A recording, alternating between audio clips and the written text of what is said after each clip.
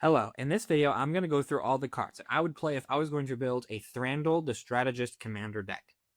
This is a super interesting elf landfall commander. It gives your elves the ability to tap for green or blue, so Llanowar elves and blue mana. And every time a land enters, we make an elf, and that elf can add mana. So I'm thinking I'm going to build a landfall deck, an elf deck, and then play big, expensive finisher spells to end the game using all the mana I'm going to get from my elves. Thranduil the Liege is 2 green, blue, green, blue. It has a Sylvan Rally adventure for 3 mana. You mill 4. You can put 2 land cards among them into your hand. We're playing cards that let us play extra lands. We're playing cards that care about the extra land drops entering, like more landfall cards. Thranduil, the creature, just gives your elves +1/+1, and then also makes a 1/1 green elf creature token, just like our commander does. And your commander gives that the ability to tap for green or blue. Leaf Crowned Visionary. We're going through all the elf cards first. Then I'm going to go through the land card, the land and landfall type cards, the big finishers, the ramp, and then finish out with the lands that I would play. So Leaf Crowned Visionary is green green, gives elves other elves +1/+1. So now all of your 1/1 elves are 2/2 elves. And then whenever you cast an elf spell, you may pay green if you do draw a card. That's on the casting of an elf, not on the enter the battlefield of an elf. So you can pay green when the landfall goes off. Beast Whisper is 2 green green for a 2/3. Cast a creature spell, draw a card. You're playing plenty of creatures, tons of elves, elf lords, all kinds of those payoffs. Again, not an ETB. Kindred Discovery. You're going to choose elf. Whenever a creature you control of the chosen type enters or attacks, you draw a card. This does trigger off of landfall making an elf because it causes you to draw a card. And if you can draw into a card, you can play extra land drops in the turn, draws you into more lands, it's more elves, more card draw. All of your tokens getting buffed by your lords. And attacking is more card draw. You have tons of mana from your elves because they all tap for green and blue. To cast those cards that you're drawing, you're going to draw and cast more elves. Super good. And I love that, like, this is green blue elves, right? We've seen green elves. Now, there are some green blue elf cards, but it's like green elves and green black elves with Lathril are like the best. And then Thranduil, the green blue black Thranduil, is a different kind of elf card altogether. But Kindred Discovery is great because we're playing blue. We have access to blue, which is super cool. Elvish Arc Druid is 1 green green. Other elf creatures control +1/+1, and it taps green each elf you control. That's better than just tapping for 1 green. You get to tap for each elf. And this makes all of your 1/1 elves and all your 1/1 elf tokens into 2/2s, which literally makes them twice as effective. Priest of Titania taps for a green for each elf on the battlefield, and we're spitting off elf tokens, and Priest does not care if they're token or non-token. Circle of the Dream Druids adds a green for each creature you control. This elf does not care if they are token or non-token. Marwyn the Nurturer is 2 and a green for a 1/1. Whenever another elf enters, put a +1 count on it, and it taps for add a green for each for its power. Marwyn does not care if they're token or non-token elves, so your landfall to make an elf does trigger this. The Elfish Archdruid is 4 mana for a 3/3, and it gives elves you control have whenever this creature becomes tapped during your turn, untap it, put a +1 counter on it. Its ability triggers only once each turn. So you can tap your elves for mana, put a +1 counter on them, and then move to combat and attack with them. Or you can attack with them and they untap, which is most of the time when I'm using this card, I'm thinking this is an attack card, but all of your elves adding mana means you can cast multiple spells, and then untap them to attack. Elvish Champion gives other elf creatures +1/+1 and Forest Walk. And there's plenty of ways. Like, I'm going to play Yavimaya in this deck and just make everything a forest, then all of my elves are unblockable. Azuri Renegade Leader is 1 green green for a 2/2 elf. Green, regenerate the target elf. Now, the nice thing is that if you have an elf that's untapped and not summoning sick, and someone goes to do something to it, and you block with it and you want to regenerate it, or someone goes to kill it with like a murder spell, you can tap that elf to add a green, and then use that green on Urzi to regenerate the elf that added the mana. So your untapped, non-summoning sick elves just are protected because you can regenerate it, including Urzi itself, because it's going to have that tap add green or blue from your commander. And you can pay 5 to give elf creatures you control +3/+3 and trample. Super good.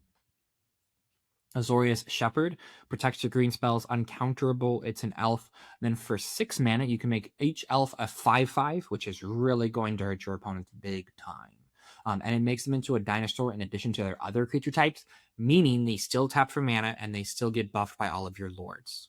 Arwen, Weaver of Hope, is 1 green for a 2/1. Each other creature you control enters with a number of additional +1/+1 encounters on it equal to this card's toughness.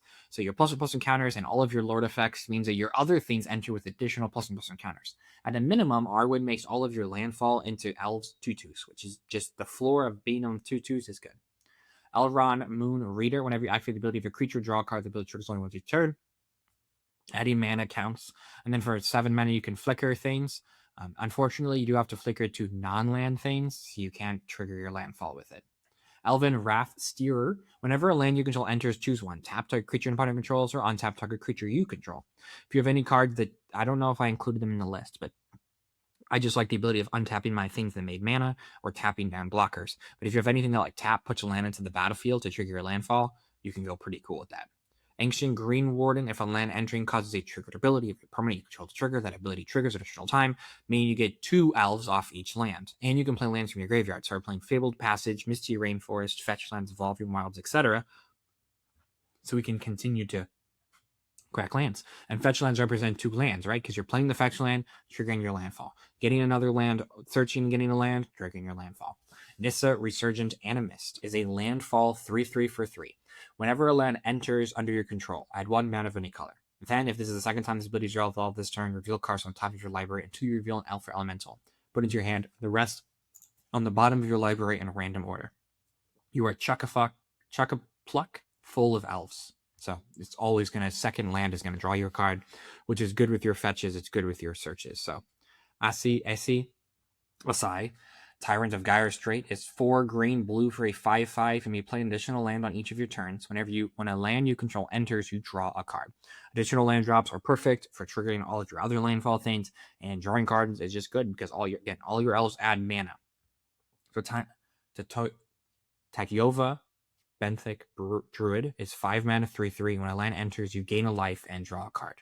Tireless Provisioner can give you a food or a treasure when landfall happens. Azusa Lost But Seeking gives you 2 extra land drops each turn. Not an elf, but still good. Oracle of Modiah, extra land each turn, and you can play lands from the top. This is an elf, so it triggers and synergizes with all of those things. Exploration, you may play an additional land on each of your turns. It's going to help you get your ramping into your 5 mana commander even faster. Because, you can play this in turn 1 and just immediately drop another land. Retreat to Coral Helm. When a land you control enters, choose one. You may tap or untap something, scry 1. Crucible of Worlds lets you play those fetches from the graveyard. Crop Rotation sacrifices and gets whatever lands you need, triggers your land drops. Hero, sacrifice a land, get 2 basic lands into play, triggering your landfall twice, and putting lands into your graveyard to play off of your Crucible of World effects. Gross Pile, draw a card, extra land. Doubling Season, we care about tokens and we care about +1/+1 encounters. So having a card that rewards us for both is good. Doubling Season does not go in all decks, but a deck that does both, you probably want it in. Parallel Lives doubles up on tokens. Elvish War Master, whenever one or more elves you control enter, even if they're token or non-token, make a 1/1 elf. Then for 7 mana, elves you control get +2/+2 and gain Death Touch until end of turn. Imperious Perfect is another lord for our elves while also producing elves. Galdrim Brigade is 2 and in green. Galdrim, 2 mana elf. Other elves you control get +1/+1. Then you may pay to squat it any number of times. So if you have 10 elves, just tap them all, make 5 copies of this. Now all your elves get +6/+6. Thranduil's Company is 2 green. As long as you control another elf, you may play additional land on each of your turns. It's a 3/4 with landfall. Whenever a land you control enters, but 2/++ counters onto a creature you control, it gains Vigilance until end of turn. Vigilance is nice because you can attack and then tap them for mana afterwards. Galdrim Ambush, 3 and a green, make X elves, or X is the number of attacking creatures, and then prevent all combat damage you dealt this turn by non-elf creatures. So even though you're going to make X elves, the truth is you can just have all that damage come to you. So you can just chump block with just look like, I'm going to put these 5 elves in front of this creature and then kill the creature and you don't lose your elves. Llanowar Elves, the creature taps for green. Elvish Mystic taps for green. Felter Elf taps for green. Super simple. Elf Druids all the way. Fairhaven Elf gets a basic land, puts it into play tapped. Elf that triggers your landfall, pretty good. Wool Elves is another elf that triggers your landfall, except for this one does not have to get a basic. It can just go get a breeding pool because it's forest. Reclamation Save is artifact or enchantment removal on a type we care about. Skull Clamp is a way to trade in our elves for 2 cards. And you can tap the elf that you're about to sacrifice to Skull Clamp, or just have not sacrifice, I know, but sacrifice to Skull Clamp by paying the mana to tap it to equip it. Rhystic Study, gotta play it. Critterhoof Behemoth, we have tons of mana and tons of creatures. This is one of the ways we're going to win the game. When this creature enters, creatures you control gain trample and get +X for X is the number of creatures you control. You have 9 creatures, now they all get +9/+9. Finale of Devastation, X green for a sorcery, search your library or graveyard for a creature card, Critterhoof. With mana value X or less, Critterhoof. If you search your library, shuffle, Critterhoof. If you get X is 10 or more, Critterhoof. Creatures you control get +X and gain Hasten's on a turn, Critterhoof. Critterhoof gives them trample. Honestly, if I'm playing Finale Devastation, I'd probably I didn't include it, maybe one more card that gives everything trample, just so you can guarantee that +X on trample wins, in case you can get Critterhoof for whatever reason. 1,000-Year Elixir. You may activate ability of creature control as though this creature has haste. All of our creatures are mana creatures, and then you can untap a creature. Only good if you're tapping like Marwyn that adds multiple mana per time, but all of your elves immediately tapping for mana is great. Heroic Intervention. You're playing a creature-based strategy, so protecting your creatures is very important against board wipes. Cyclonic Rift, just to return everything your opponents have, and getting to 7 mana is not going to be hard because you're just pumping out 1/1s that tap for mana. Raise the Palisade. Return all non-elves to their owner's hands. Beast Within, unconditional removal. Counterspell, we're playing blue, so we might as well play counterspells. Counterspell, Swan Song, an offer you can't refuse. Arcane Denial, you have access to blue, and you have elves that tap for mana, so it's not like you have to keep mana up even. Soul Ring, Arcane Signet, both ramp. Nature's Lore is ramp that triggers your landfall. 3 visits, ramp that triggers your landfall. And both of these can get non-basic forests, so go get your breeding pools. Farseek, go get your breeding pools. These are untapped. Not untapped, but non-basics. Rampant Growth has to get a basic. Cultivate is 2 basics, 1 into your hand, 1 into play.